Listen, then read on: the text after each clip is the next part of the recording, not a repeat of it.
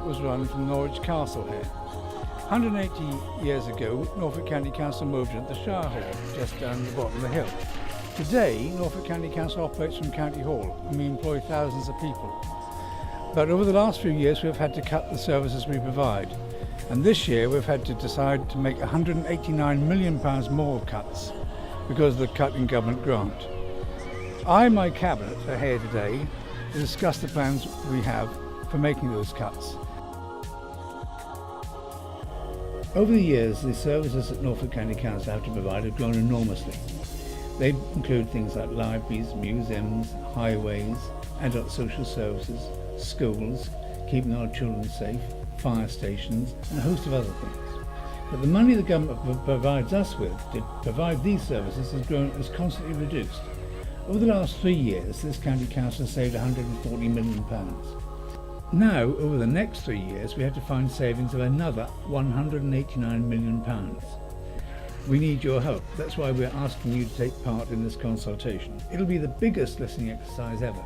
We hope that every one of you will take part.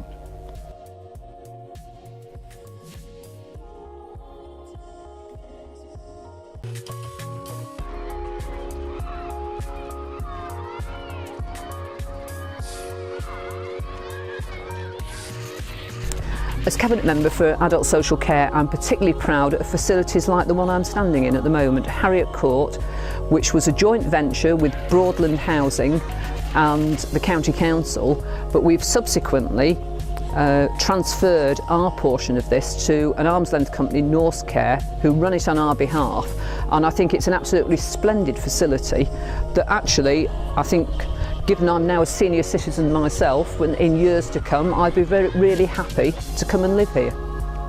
I certainly didn't come into local politics to think I wanted to cut services to vulnerable people. You know, I've got the example of my 92-year-old mother who doesn't live in Norfolk, but I know what it's like to actually be a family member when, you know, as I say, your elderly mother is receiving services, and I'd want the best for her, and I can appreciate that other people do, you know, for their relatives and friends. So we've got to make ourselves more efficient. We know that there's less money to go round at the end of the day, but we also know that we've got a statutory obligation to provide services to people who need them. These are proposals at this stage. We do know the size of the cuts we've got to make, and I do know, for example, that next year within adult social services we've got to save around 22 million. We've tried so far to protect what we actually provide to people, but I'm afraid we've run out of options. We can't do it of just carrying on providing what we do at the moment. Lots of people out in the county have probably got ideas on how we can do things better, how we can do things differently, and we'd really like to hear from you.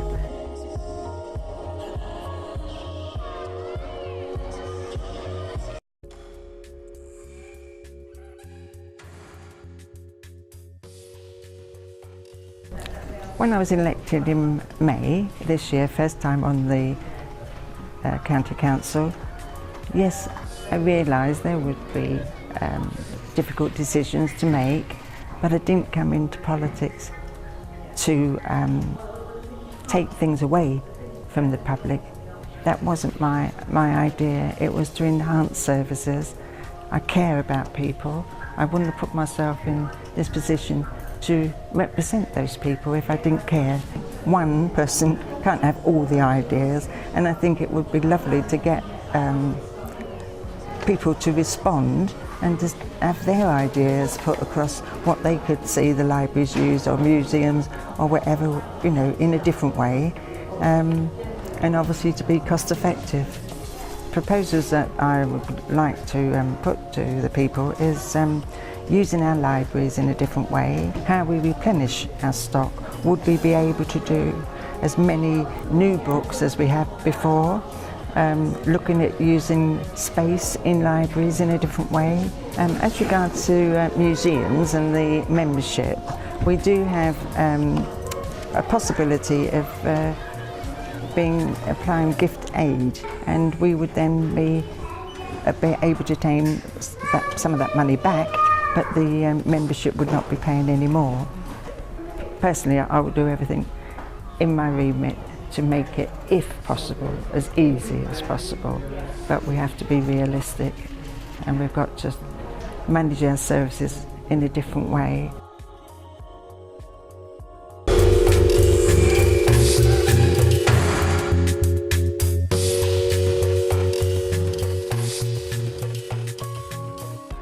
I'm Nick Castle, I'm the Cabinet Member for Schools, and in the new administration at Norfolk obviously we've put a very high priority in bringing forward standards in our schools, because we're only too aware that in recent years we've fallen below the criteria set nationally. It isn't just about money, although we have put additional resources in to special needs and in terms of intervention officers to help with school improvement.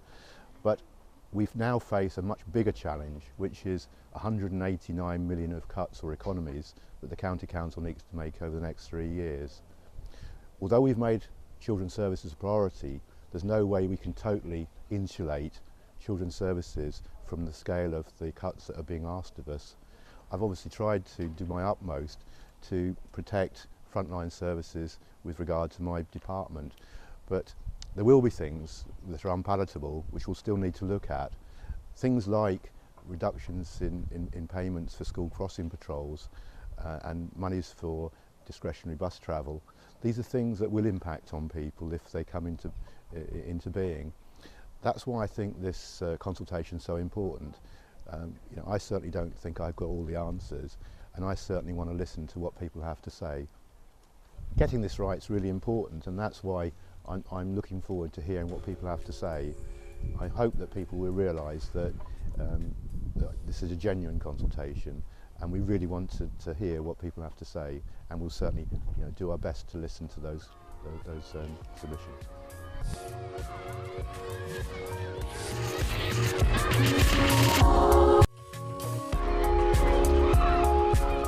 With this size of budget problem that we've got, the challenge is enormous, and what we are looking to do is to try and focus all of our resources into delivering services. So we're going to try and look for smarter, more sensible ways of doing things, but protecting as many of the services as we can do. So things that people rely on, like the library service, we will be making cuts within the library service, but we're going to protect the libraries. We will be rationalising some of the things that we do in the fire service, but all of the retained fire stations will stay open. In any budget proposals, people would always expect us to be as efficient and to make sure that the efficiencies are properly in place before considering any service cuts. And that's exactly what we've done and what we're doing. So what you will see is not only the short-term cuts, but sometimes quite major investor save schemes. So we're spending money on County Hall, but it's not just to dress it up, it's to make sure that we can close other offices, we can cut down on staffing costs, we can be more efficient, and there will be spending on other things like new computer systems, but they're not going to be flash high-risk systems. They are going to be very important, but what they are going to enable us to do is to work more efficiently. This is a genuine consultation process, and we want the people of Norfolk to genuinely take part. What we're trying to do is to avoid making the cuts. So we're looking for suggestions about alternatives to the cuts. We're looking for ways that perhaps we could generate income in other ways. And when we do get to the position of having to make those difficult choices, what we need people to tell us is what their priorities are. We are going to get more efficient. We are going to make the organisation better. And what we do want to do is to make sure that the services that we deliver are what people expect despite the cuts.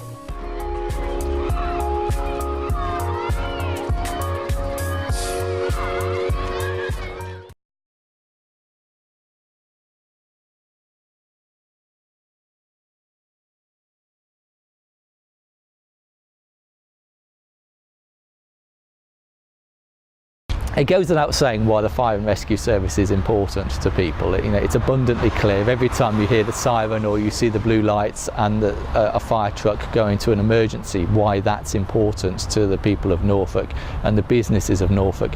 And people need to be assured that they will receive an excellent service in the fire and rescue service. That's not going to change.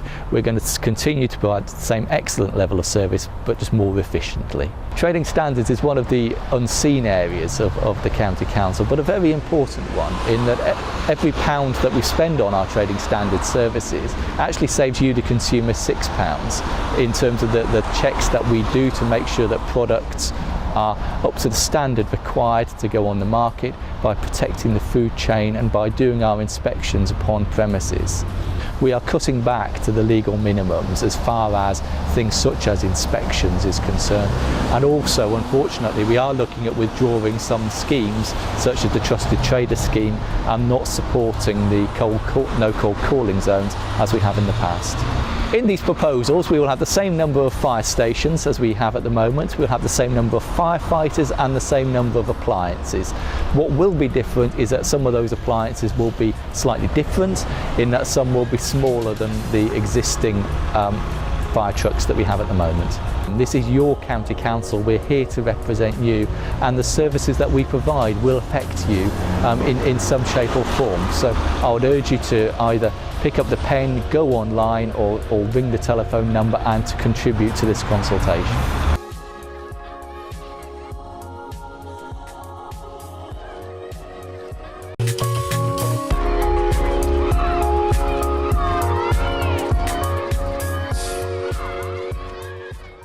I'm James Joyce. I'm a Cabinet Member at Norfolk County Council for Safeguarding.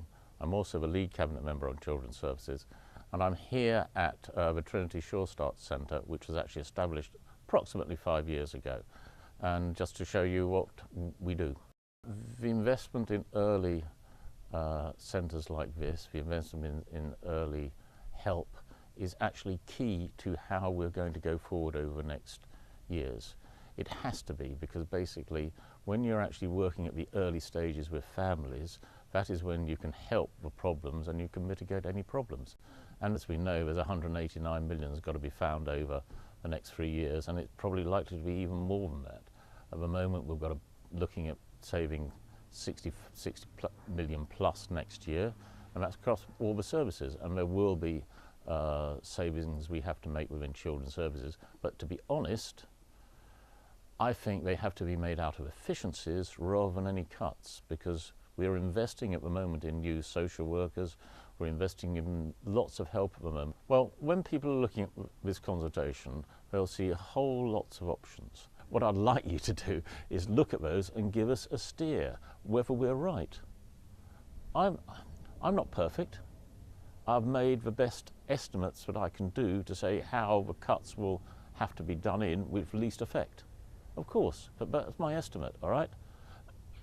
Have I got it right? I think I've got it right. Please tell me that I have got it right, or please tell me that I have got it wrong, all right? And that's what a public consultation is about. And what you say will be taken into account. Not only taken into account, it'll be acted on, because that's what it's about.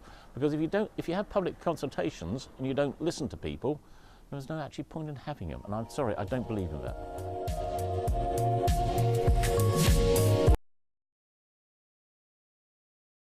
The Council is committed to having to save 189 million over the next 3 years. More importantly, I suppose, it's 66 million in the approximate coming year, and this is where the hits are going to come. And because in a way it's difficult to hit social services, it's difficult to hit education. Education's had a bad Ofsted, so it needs remedial care. So is cared for children, that needs remedial care, so some money's going into that. And so in effect the ETD department will be taking a large hit. Regarding the incinerator, which has been in the publicity barrage recently, if it goes ahead, it will still save 1.6 million a year on the budget. It will save, it's planned saving for 25 years, which is the life of the contract. And if it doesn't go ahead, then the economic hit will be extremely severe. We're here at a recycling centre in Ketteringham. Recycling is highly important process. We've pushed it for years to get it to people, the idea of recycling. We really don't want to dissuade people from doing so, in fact keep the success going, not close any sites at all if possible.